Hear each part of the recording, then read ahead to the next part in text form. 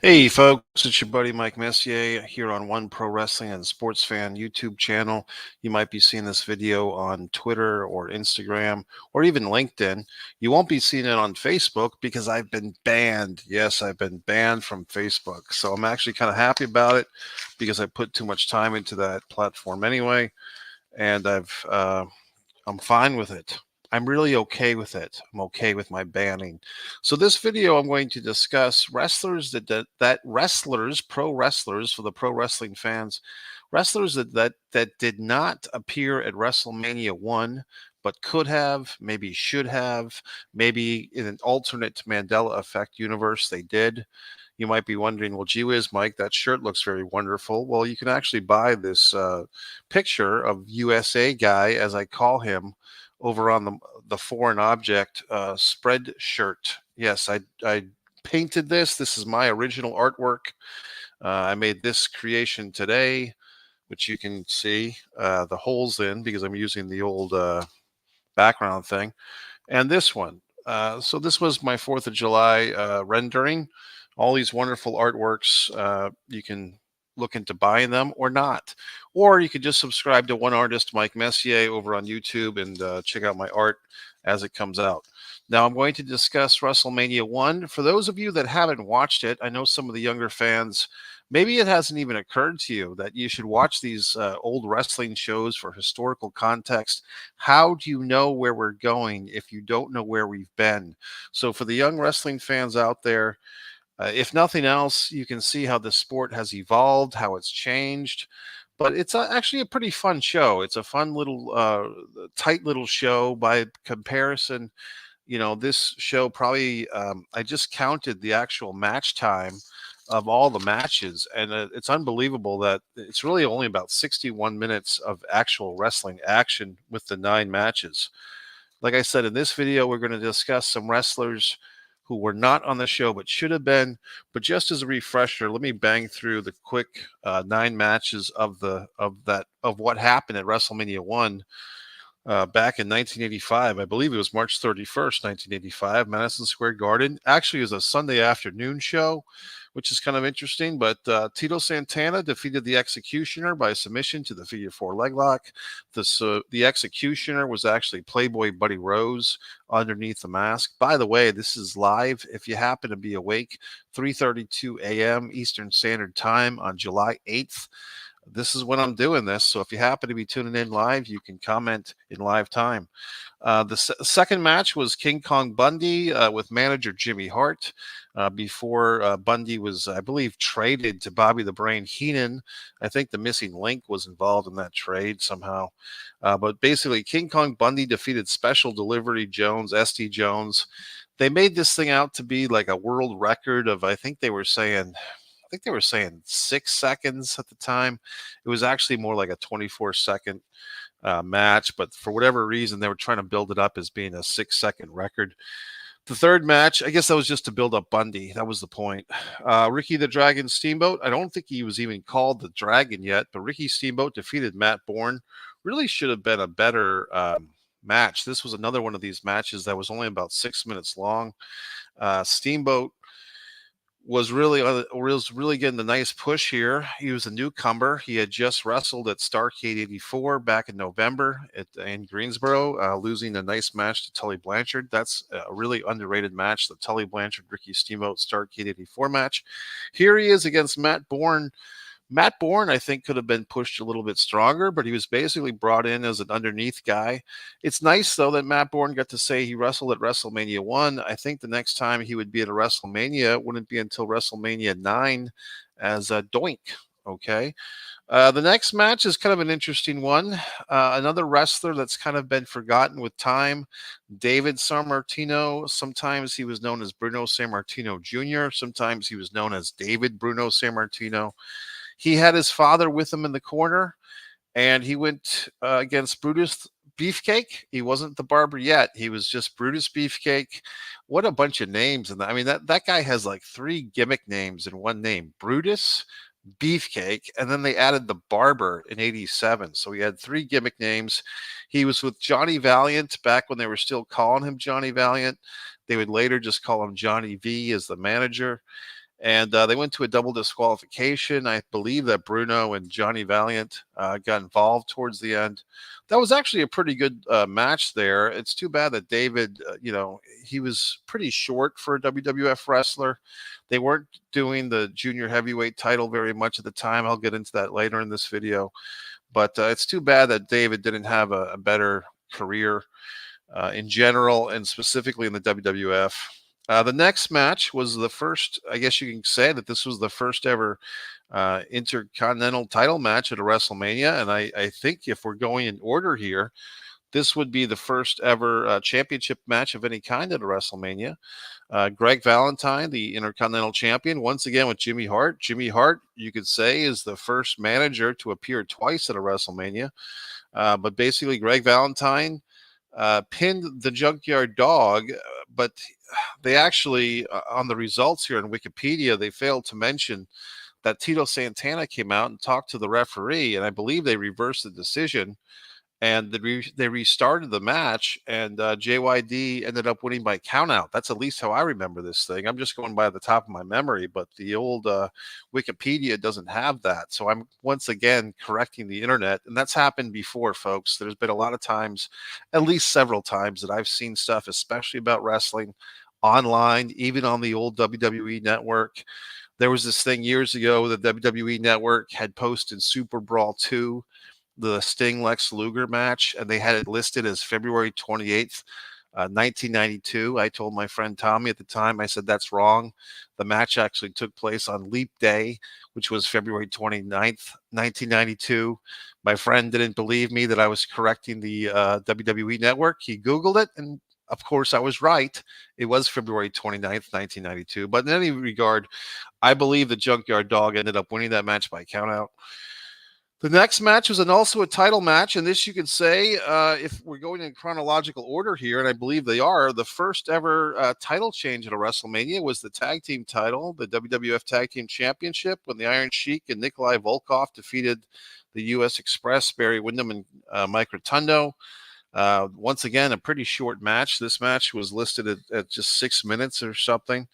Really not very long matches on this show. This was actually a pretty damn good tag team match. And these two tag teams had a nice feud that year, trading the belts back and forth. The U.S. Express got the belts back from Nikolai and the Sheik, and then they lost them later on to Valentine and Beefcake. But this was a nice match. The Andre the Giant in the Body Slam Challenge match defeated Big John Studd. Wendy Richter regained the women's title from Leilani Kai. This was a nice singles women's match. 2 title changes on this show. And then finally, the main event, what everyone pretty much came to go see. Hulk Hogan and Mr. T with Jimmy Superfly Snuka defeated Paul Mr. Wonderful Orndorff and Roddy Piper with Bob Orton. Muhammad Ali and Pat Patterson are the guest referees. So that's what we did see at WrestleMania 1. Now let's get into some of the people that we did not see at WrestleMania 1. And for this very special occasion, and I did have some new subscribers recently. Gentleman, he could be a gentleman, he could be a woman, who knows. El Questionario, new subscriber. He or she has got a nice YouTube channel with only 8 subscribers, and I'm the 8th one. So if you folks are out there, if you're looking for some wrestling trivia, of course, you've got Pro Wrestling Trivia by Mike Messier on Kindle Vella on Amazon. But also this individual, El Questionario, has got a new YouTube channel that I subscribe to tonight because they've been leaving some good comments, probably getting some trivia from me, which is fine. But I did subscribe, and I will endorse their YouTube channel. And they had a nice thing on the 1988 Royal Rumble, so I did leave a comment on there. So the El Questionario has been leaving some nice comments. You fine folks are welcome to leave some nice comments.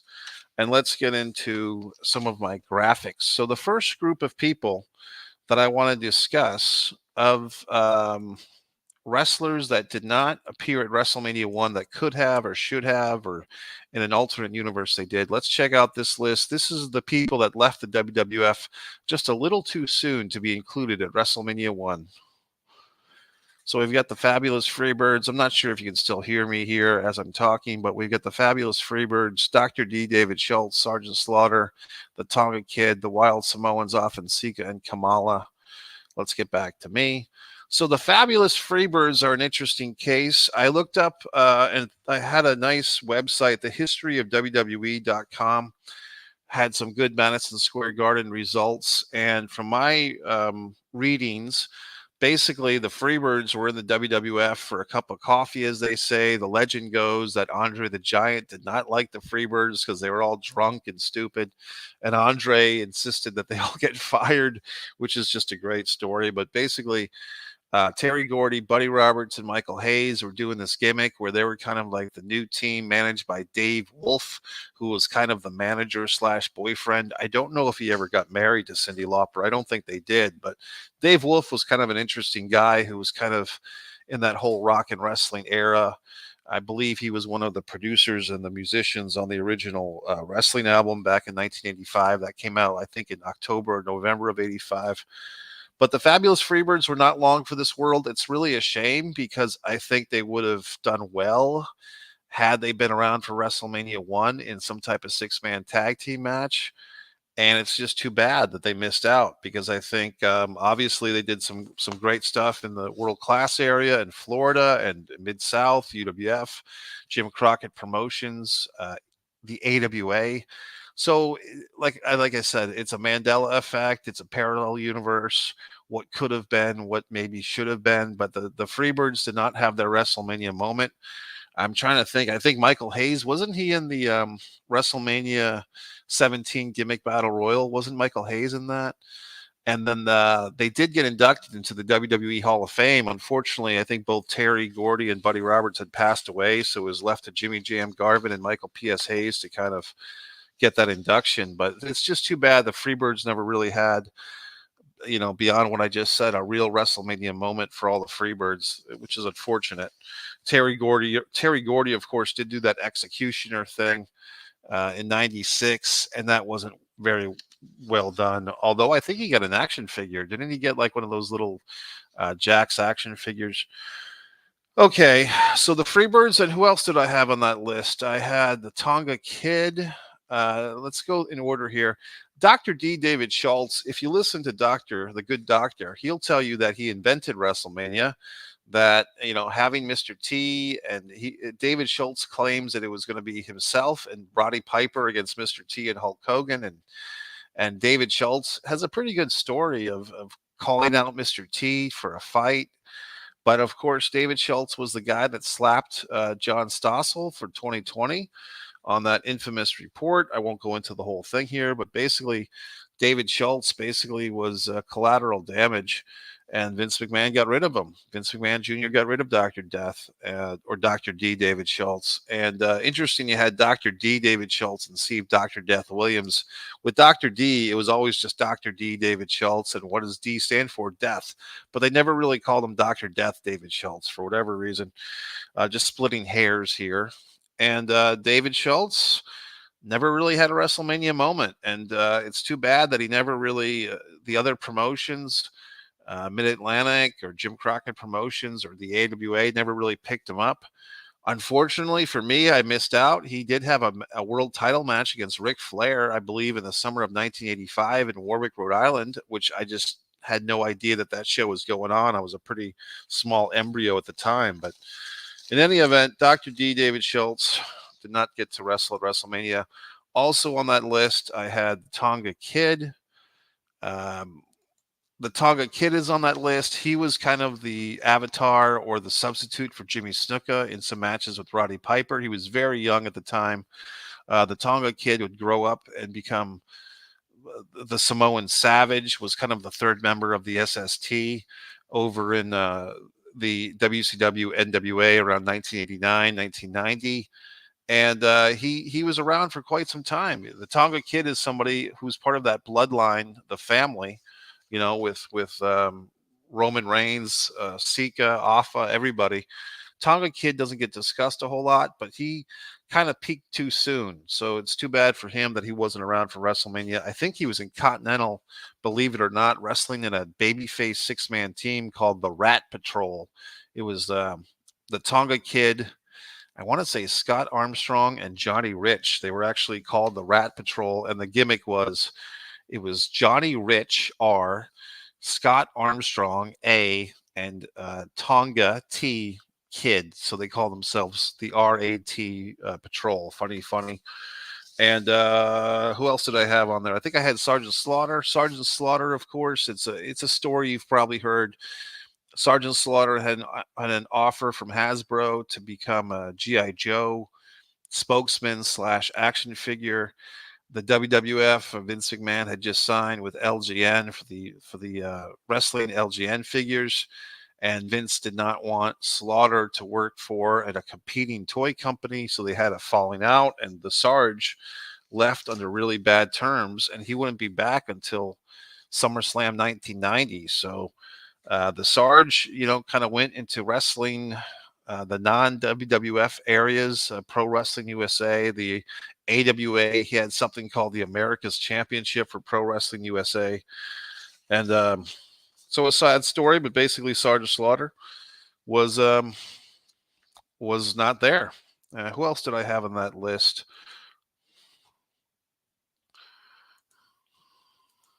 Afa and Sika, the Wild Samoans, they were WWF mainstays for many years. They were 3-time World Tag Team Champions. Of course, Sika just passed away. That's Roman Reigns' father. But basically, the Wild Samoans were just coming off a kind of an interesting babyface turn. They had turned babyface against Murdoch and Adonis, the WWF Tag Team Champions. And for whatever reason, by the time we got to WrestleMania here in March of '85, I think the Samoans had just left like a month earlier. So it's kind of too bad because the Samoans were such a fun tag team. I mostly knew them as heels, but even as baby faces, I think they really would have. I think it would have been nice to have the Wild Samoans on this show, and they just weren't. And then finally on the list, I think I had one more. Oh, Kamala. So Kamala had been there. He was kind of one of these guys who went back and forth to all the territories. And he had been in the WWF for the first time in the late summer of '84. I don't know if they got him matches with Hogan during that run. I know in '87, after WrestleMania 3, Kamala wrestled Hogan a bunch of times. But Kamala did not get a match at WrestleMania 1. I don't think he was at 2. I don't think he was at 3. I think the first time good old Kamala wrestled at a WrestleMania, I don't think he got a WrestleMania match in '92 or '93, unless I'm forgetting something, because he did wrestle Undertaker at SummerSlam '92. I think his first WrestleMania match was that gimmick battle royal at WrestleMania 17. So sad that Kamala did not get a WrestleMania match until past his prime. So there we have the guys that were not at WrestleMania 1 because they had left. But wait, there's more. Let's check out this list. This is a list of guys that showed up in the WWF basically in the months and weeks that followed WrestleMania 1, but they missed the boat by just a few months. So here we have Randy Macho Man Savage, we have Terry Funk, and we have the Missing Link. And there's other guys that we could put on that list, but this is who I have. Savage, Funk, and the Link. So Randy Savage came in once again, going to that history of the WWE.com. We had those three gentlemen. Savage came in for June at Madison Square Garden. Funk came in for July, and I think the Missing Link was also there in June, and that's just at MSG. So they could have been on other shows in the WWF before those months. But basically, those three guys just missed it by a few months. And I was just thinking about this today before I did this video. It's interesting that the WWF expansion, like really a vital time for Vince and all those Pat Pattersons to get more talent into the WWF, was basically after WrestleMania 1 and before WrestleMania 2. Even if you look at the scope of the WrestleMania 2 card, they had that 20-man battle royal. They had 3 different venues. They had Terry and Dory Funk. They had George Wells, Jake the Snake Roberts, Randy Macho Man Savage, Uncle Elmer. You know, they had a lot of guys at WrestleMania 2 that weren't at WrestleMania 1. Macho Man Savage probably being the most prominent, and the Bulldogs and a lot of people. So, I mean, I think in that year, you know, from 85, you know, April of 85, basically until April of 86, they just loaded up on talent. And those three guys, I'll just show the names real quick. Macho Man, Terry Funk, and Missing Link. Those three guys were not at WrestleMania 1 because they missed it by that much. Okay, let's go to this is a list of people that were actually at WrestleMania in some capacity, but they did not actually have their own matches because they were in the corner of somebody else. So let's check out this list. So we see Fabulous Moolah, Bruno Sammartino, Superfly Snuka, and Cowboy Bob Orton. Pretty self-explanatory there. Any of those four individuals, it's interesting because Fabulous Moolah would actually, by the time we got to WrestleMania 2, she was actually defending the title, I believe, against Velvet McIntyre. I believe that match was in Chicago. I think in the second or third match on the Chicago show. I think the second. Bruno Sammartino, like we said, he was in the corner of his son. I guess you could put Johnny Valiant, but he was pretty much done with wrestling by this point. But Johnny V or Johnny Valiant was in the corner of Brutus Beefcake. Kind of a nice for the fans like my buddy Nikita Breznikov. I've been reading his book When It Was Real. Bruno and Johnny V or Johnny Valiant in the corner because those guys had wrestled a lot against each other in the 70s.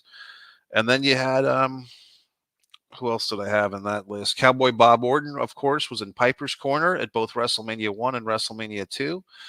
And Cowboy Bob, I think he only had one official WrestleMania match at WrestleMania 3 with Don Morocco in the opener against the Can-Am Connection, Martel and Tom Zank. Did Cowboy Bob wrestle in that WrestleMania 17 gimmick battle royal? I don't think he did. But he was there at WrestleMania 21 with his son in his son's corner against The Undertaker. But Cowboy Bob never had a singles match at WrestleMania unless I'm forgetting something, folks. And I don't think he was in the WrestleMania 4 Battle Royal. I think he was gone by then as well. So interesting.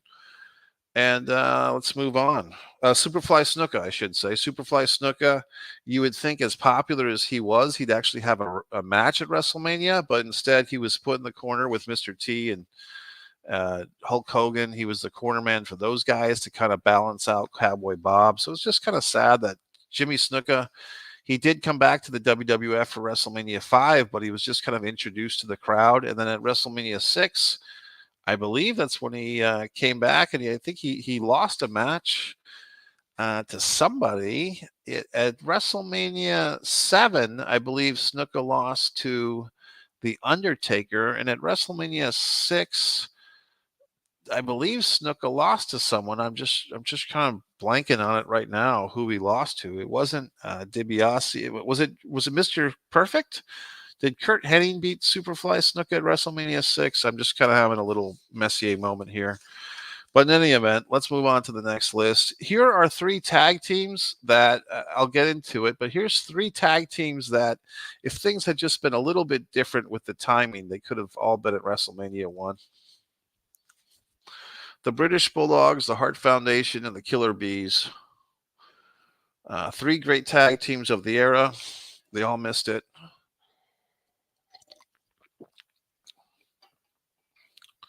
So let's start with the top. The British Bulldogs actually debuted at Madison Square Garden 3 weeks after WrestleMania. Once again, if you look at this website, thehistoryofwwe.com, pretty fascinating that I believe the date was April 22nd, 1985. The Bulldogs had their Madison Square Garden debut 3 weeks after WrestleMania 1. They beat a couple of, undercard guys. But it's just too bad that they weren't able to be assembled just a month earlier because, that would have been nice to have the Bulldogs at the first WrestleMania. I think it would have been a great showcase for them. And I do feel like some of these matches, especially, no offense to Tito Santana and the Executioner, but I mean, that match easily could have been replaced by a Bulldogs match. Steamboat and Matt Bourne. I mean, if Matt Bourne had been pushed a little bit harder. The Beefcake Sammartino, David Sammartino, they were really pushing for David, but I just, I would have liked to have seen the Bulldogs on this show. The other team, the Hart Foundation, weren't really together quite yet, so you can't blame, the WWF or Vince or anybody. It just was a timing issue. But interestingly enough, both Bret Hart and Jim Neidhart were both in the WWF at the time of WrestleMania 1. I don't think they were a team yet. They could have, if things had played out a little bit differently, who knows? They could have actually wrestled each other. They could have had a Bret Hart versus Jim Neidhart match pre-Hart Foundation, if they wanted to push Jim Neidhart, but apparently they didn't. And then the third team, also, I found out that the Killer Bees did not team in the WWF together, Jumping Jim Brunzell and B. Brian Blair from Tampa, Florida, Brunzell from, I believe, Minnesota. They did not team together until June. I believe it was June 17th. I think they beat I want to say they beat Dave Barbie, who was a big jacked up guy, and it might have been Steve Lombardi was the other guy. But basically, the Bees weren't even a tag team yet. So really, the only team that you could really make a real case for would have been the Bulldogs, But in any event, none of those three teams were there. Now, here's a list that is probably the most painful for the guys that are on this list, because these are guys that were working in the WWF. They were in the World Wrestling Federation. They were wrestling. And for whatever reason, they just were not booked. And I'll get into some of the possible explanations, but we'll just see the list right now. So we've got Rocky Johnson, Tony Atlas, Ken Patera, Adrian Adonis, Magnificent Morocco, and Pedro Morales. Kind of a good list here. So of that list, let's start with Ken Patera, because I think Ken Patera was in the middle of this Big John Studd, Bobby Heenan, Andre the Giant angle. He was actually in the match where the infamous incident where Big John Studd and it was Ken Patera and Bobby Heenan who cut Andre the Giant's hair. But by the time the feud really got going, Ken Patera was in legal trouble, for something that he did before he even got back to the WWF. A couple of years earlier, him and Mr. Saito had a fight with police when they were both in the AWA. And Ken Patera, I guess, was just waiting for this court case or this lawsuit or whatever it was with Minnesota police to happen. But basically, he started up with the WWF, and then it finally caught up to Ken, and Ken had to go to jail for a few years. But basically, Andre was feuding not with just Big John Studd, but also with Ken Patera. And in a roundabout way, King Kong Bundy kind of took Ken Patera's place in that feud. But yes, Ken Patera was involved. In fact, I believe in May of '85, Andre the Giant had a singles match against Ken Patera. So it's interesting that Ken was there. He was there at the time. I don't even think he showed up in the corner. I mean, you would think that he would just be in the corner of Big John Studd or make some type of appearance at least, because Ken Patera was pretty prominent in the WWF at the time of this situation. But no, Ken Patera was not, as by my memory, he was nowhere to be seen on camera, at least for WrestleMania 1, which is too bad for him. The other guys, I'd be interested, that show Young Rock, I really didn't get into it because of all the historical inaccuracies. I mean, they had something like Hillbilly Jim and Ric Flair as a tag team in Hawaii. That never happened, Rock. Sorry. I mean, I get it that the Polynesian wrestling had a lot of interesting bookings, but the Rock and the historical inaccuracies on the Young Rock, I couldn't really watch that show. A friend of mine, a non-wrestling fan who was just a fan of The Rock, was always telling me how insightful this show was about wrestling. And I just had to laugh politely at her because The Rock, his show, The Young Rock, is like a wrestling show for non-wrestling fans. It's just goofy, misinformation. But in any event, God, I do feel. Oh, there was one episode where Rocky Johnson, The Rock's father, was upset that he wasn't booked for WrestleMania, and I believe that story might have had some truth to it, is what I'm getting at. So I think that as much as I say that The Rock's show, Young Rock, was historically inaccurate, I do feel like he had some things that were somewhat in the ballpark of truth. And in any event, Rocky Johnson and his buddy Tony Atlas, his on again, off again tag team partner, former tag team champions, they were not on the show. but they were both in the territory at the time, so that's kind of unfortunate. I think I also had Pedro Morales, who at that time they used to call him Mr. Everything in the World Wrestling Federation. At least that's what Gorilla Monsoon used to say. And but yeah, Pedro, uh, who was still a pretty top guy. I mean, he was kind of a guy on the downside. He started to lose more matches around 86 or so, but I think Pedro could have been on WrestleMania. I'll get into some possible matches for Pedro. And who else did I have on that non-booked list? So Adrian Adonis is kind of an interesting thing. He had just been part of that tag team. I think they were called the East West Connection. It was or the North South Connection, or the North. Because he had two things. It was Adonis and Jesse Ventura, I think, were the East West Connection. So what were Adonis and Murdoch? Was it like the East South Connection, or the whatever it was? Uh, it might have been the East. I don't know. It was just all these connections, right? So I mean, because Murdoch, I guess you would say, was from the South. So what they call the North South Connection? I got to get this thing figured out now, because now I'm getting upset, because I know that Adonis was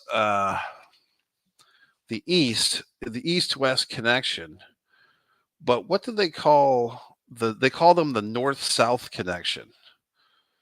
So that Adonis and Murdoch were the North South Connection, and I guess Adonis and Ventura were the East West Connection. So I guess Adonis represented both the North and the East. Fair enough.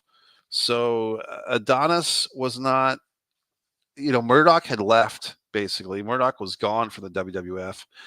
But Adonis was still around, and he was kind of doing his leather gimmick again, like the leather jacket. And he had like this suitcase that said something. It had like a woman's name on it, like Mandy or something, or it wasn't Irene, but like Adonis had this weird gimmick where he had like this suitcase and it had a woman's name on it. Like if you go back to the Wrestling Classic, the first ever pay-per-view, Adonis is on that.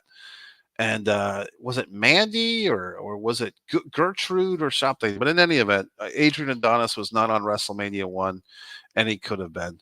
And then finally, really an interesting case here, Magnificent Morocco, who I really am a fan of, especially as his heel work, especially 1983 was just great Don Morocco stuff.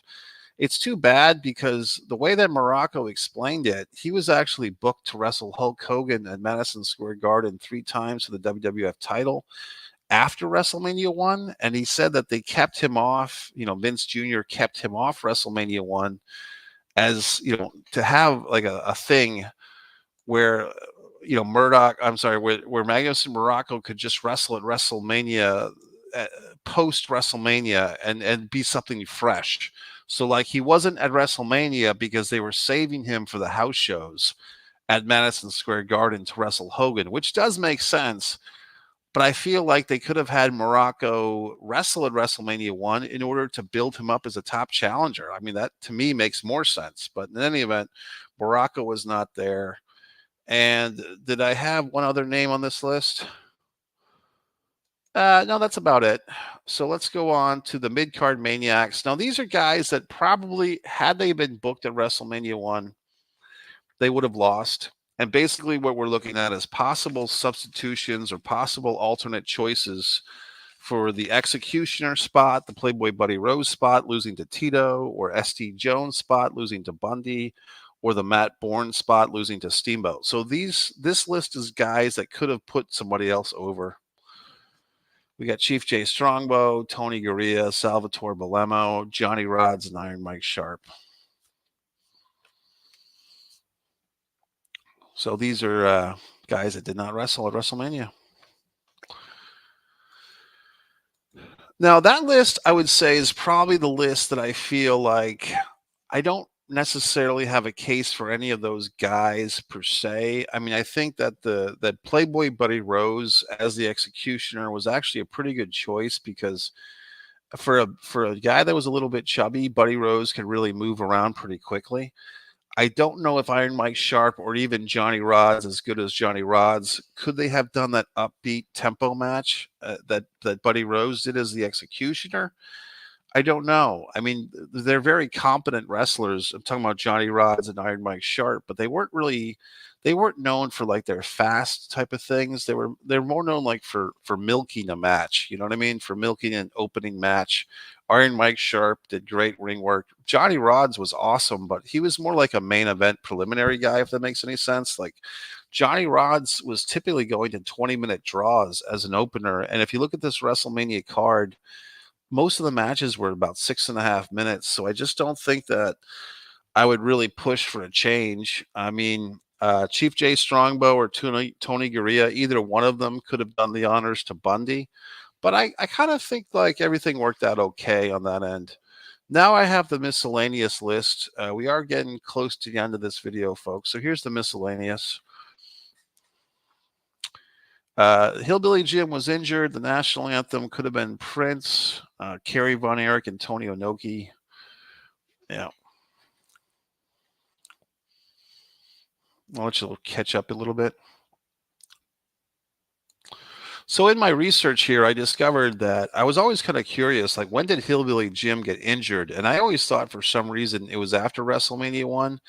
It was actually before. Apparently it was February 25th in San Diego. And it's kind of a sad story because Hillbilly slipped on some water outside the ring in San Diego at like the San Diego Arena. He was wrestling Beefcake, but Beefcake actually didn't injure Hillbilly Jim. There was like a wet spot, like maybe somebody spilled a soda or some condensation, and Hillbilly Jim broke his leg pretty badly, and he was on the shelf for like 7 or 8 months. So he missed WrestleMania by about a month. And I got to think that if Hillbilly hadn't been injured, he probably would have been at WrestleMania and probably would have won some type of match. I could see him maybe he would have gotten the title shot at Valentine, or maybe he would have been in the corner of Hulk Hogan and Mr. T. But in any event, Hillbilly Jim did not get a match at WrestleMania because he was on the shelf. The question mark I had for Prince, yes, I'm talking about Prince of the Revolution. I wish I could find it. I just spent about 10 minutes looking for the video, but somebody here on YouTube, if the person happens to see this, feel free to leave your link in the comments. But someone had made a video speculating that it might have been Prince who was originally booked to sing the national anthem, the Star Spangled Banner at WrestleMania 1. Apparently, the WWF had been advertising a special guest celebrity would sing the national anthem. It turned out to be Mean Gene Okerlund, because whoever the guest was a no-show, and this person did a really nice case that it might have been good old Prince, and it really made sense. So I wish I could find that video and link it for you, but I just, like I said, I wasn't going to stay up all night looking for it. I put the search into the YouTube. I searched my video history because I just watched this video 3 or 4 days ago, but I couldn't find it. So whoever's making that video, you got to put your keywords and your title into your keyword stuff. Go to MikeMessier.com and get TubeBuddy if you don't know what I'm talking about here. But in any event, it could have been Prince. And who else did I have on that list? I had international stars. Antonio Inoki had just wrestled at Madison Square Garden like 3 or 4 months earlier against Dr. D. David Schultz, believe it or not, in February. I believe that was the show where Schultz, slapped John Stossel in the dressing room. So Antonio Inoki, apparently in New Japan Pro Wrestling, were kind of in the middle of falling out with the Vince McMahon and the WWF. But it's too bad because Inoki, he could have really been good on this show. And I did say Kerry Von Erich as well, because, we all know that Vince McMahon had a real hard on in a good way for the Von Erichs, especially Kerry. This would have been a year after Kerry had kind of won and lost, or 10 months after he had won and lost the NWA World title to Ric Flair. And I think Kerry, if Vince wanted to put out an olive branch or try to get the Von Erichs over there, even though they were still technically with the NWA, I think it could have happened. And I think, if Vince really wanted to get those Von Erichs back when they were at full force or close to full force, David had already passed away, but you still had Kerry with both of his feet intact. You still had Kevin. You still had Mike. And I think that this would have been a nice way to have done that. But I think Vince had so much talent right now to worry about. He didn't necessarily have to make a big push for the Von Erichs. In fact, I think a lot of wrestlers, once they saw how successful WrestleMania 1 turned out to be, that's when more and more guys started coming over. So I can see what was going on there, perhaps. And then who else did I have on that could have been list? Oh, the junior heavyweights.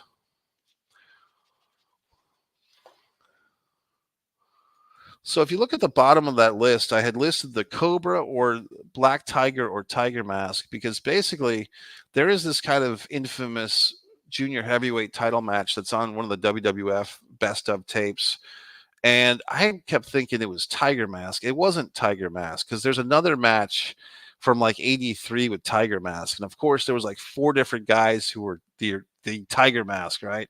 But you had the Cobra and you had the Black Tiger who were fighting for the junior heavyweight title, I think 3 or 4 months before WrestleMania in MSG, and the Cobra won the match. And I do feel like those guys could have had a nice rematch at WrestleMania. And like, once again, they could have taken the Tito Executioner spot, or they could have taken the Steamboat Matt Bourne spot, but they didn't, and that's fine.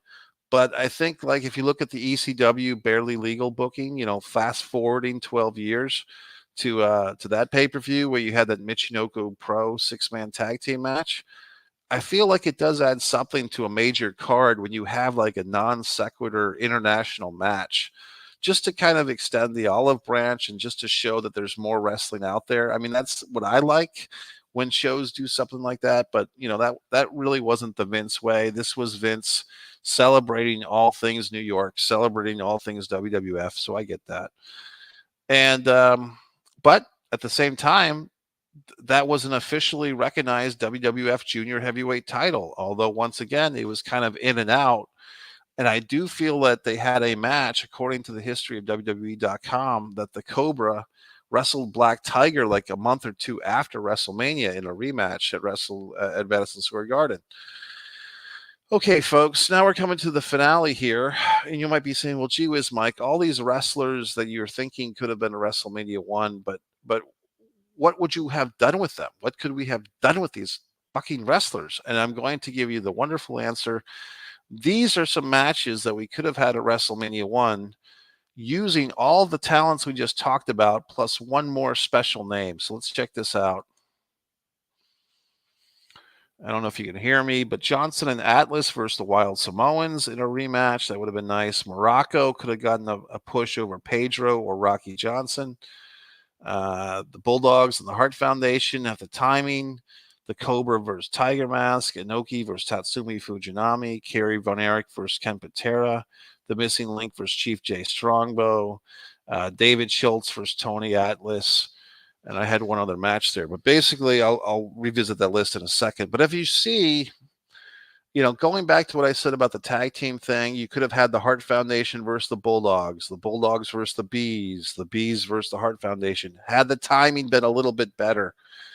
The Morocco thing, I stand by. If you're going to push Morocco as a top contender to Hogan, he had a nice feud with Rocky Johnson for the Intercontinental title a year and a half earlier.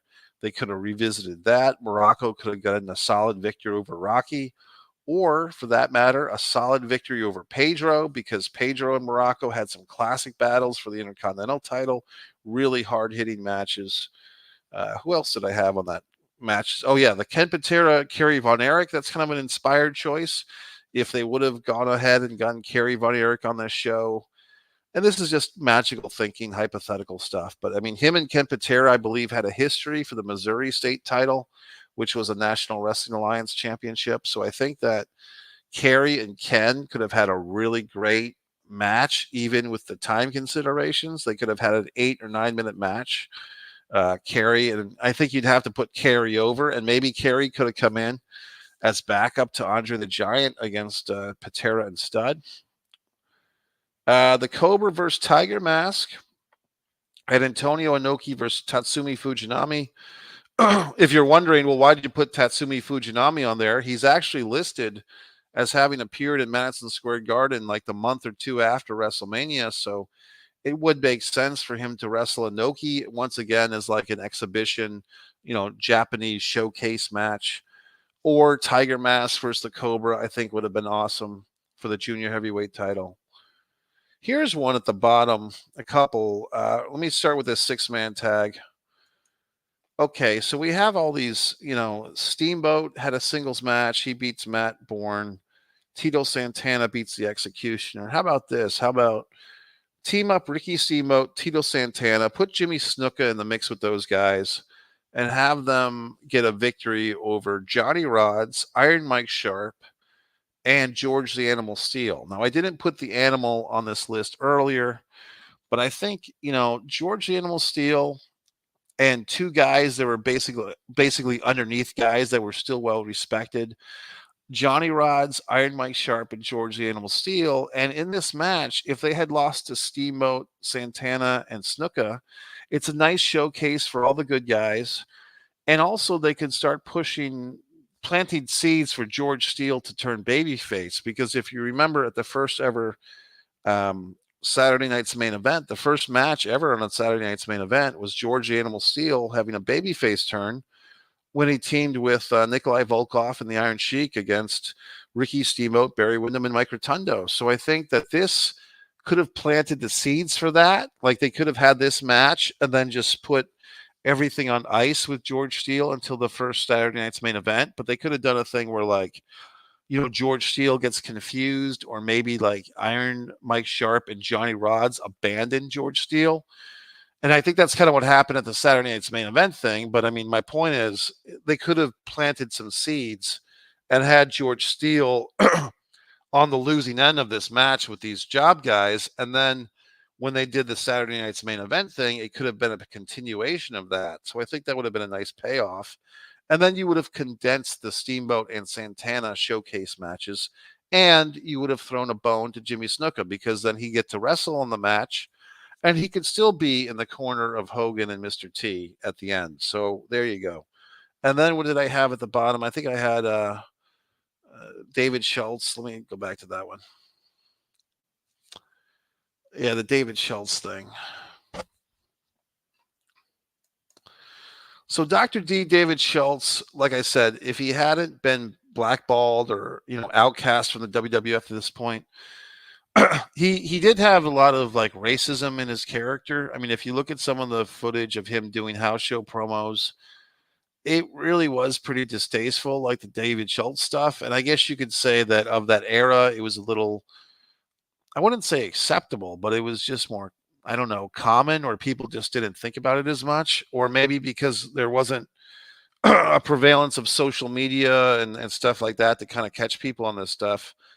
And it was wrestling. That's the other thing. It was wrestling. So, but David Schultz and Tony Atlas would have been a really good match. And Tony Atlas was a very entertaining guy. You know what I mean? He still is, actually. So I think that David Schultz and Tony Atlas, they did have some tag team matches. Piper and Schultz, or Piper and Orndorff against Atlas and Johnson, was on the house show circuit. And then finally, I think I had the missing link. The missing link against Chief Jay Strongbow, just to get Strongbow on this show, I think would have been nice, even in a losing effort against the missing link, who came in, I believe, managed by Bobby Heenan, and he wasn't too long for the WWF. The Johnson and Atlas versus the Samoans match, I think, would have been awesome. It would have been a rematch of the tag team title change from a year earlier, when Johnson and Atlas had beaten the Samoans. And yeah, I know that I said the Samoans were kind of baby faces a little bit, but I think they could have easily, been heelish against Johnson and Atlas, and they could have had this thing as like a number one contenders match for the tag team title. And I think if Johnson and Atlas had won, or even if the Samoans had won, that the winning team to face, Sheik and Volkov would have been really pretty awesome. I mean, I think Johnson and Atlas for Sheik and Volkov would have been a great tag team title match. I think the Samoans versus Sheik and Volkov, and for that matter, the Samoans versus Windham and Rotundo. I think the only thing that would have been probably against the norm for WWF would have been Johnson and Atlas versus Windham and Rotundo. That maybe would have split the audience because they were all baby faces. But I think, can you imagine Samoans challenging Volkov and Sheik, or the Samoans challenging Wyndham and Rotundo. That would have been nice. And I think Johnson and Atlas versus Volkov and Sheik. I mean, that is box office. I mean, that's huge. So they didn't do that. Of course, they gave us Jimmy Hart and King Kong Bundy versus SD Jones for 6 seconds instead. But in any event, I mean, I'm just having fun. And then what was my final thing here? Um, yeah, the Hart Foundation versus the Bulldogs. Like I said, those teams weren't really together quite yet, so you can't really blame them. But the Magnificent Morocco stuff, Morocco versus either Johnson or Pedro, either way to build up Morocco. Well, that's it, folks. I mean, we've had some fun here. Like I said, I do appreciate the subscribers. My buddy Laza, who's a great subscriber, he subscribes not only to this channel, but to one Mike Messier. He had a nice comment on my sleeping on the job video. I do have basically like four YouTube channels now. There's this one Pro Wrestling and Sports Fan, which is pro wrestling and sports stuff. We have one Mike Messier, which is Mike's Instant Movie Reviews. We have one artist, Mike Messier, which is my wonderful art. Okay. And then we do have One Man and a Camera Films, One Man and a Camera Films, which is my fantastic film work. So all these wonderful things. You should subscribe to all these channels. You should go to Spreadshirt, look for the foreign object, lowercase, buy one of these wonderful t-shirts that I'm wearing. You can even get this on a hat. You can get it on a jacket. You can do all these wonderful things. You can go to MikeMessier.com, scroll to the bottom, and buy my books, for Christ's sakes. But this is it, folks. So, I mean, if you have any comments or queries or questions, you can leave a comment. You can leave a question. You can tell me how great I am. I do accept accolades. And that's it. So I think I'm going to go to sleep because now it's 4:21. Got a minute? And I'll sleep knowing that I did a wonderful video for you people. And you can subscribe. You can share this video. You can put this on Reddit. Tell me how wonderful I am and all that good stuff. But if you have any suggestions for future videos, this is what you would call an evergreen video. This is a video that's not really dependent on time. I'm not discussing the latest and greatest pay-per-view of the weekend or whatever. I'm discussing something of historical interest to historical wrestling fans. Like I said, thanks to all the new subscribers, all the old subscribers. Share the videos. It's your buddy Mike Messier saying good night or good day or good life, whatever. Thanks.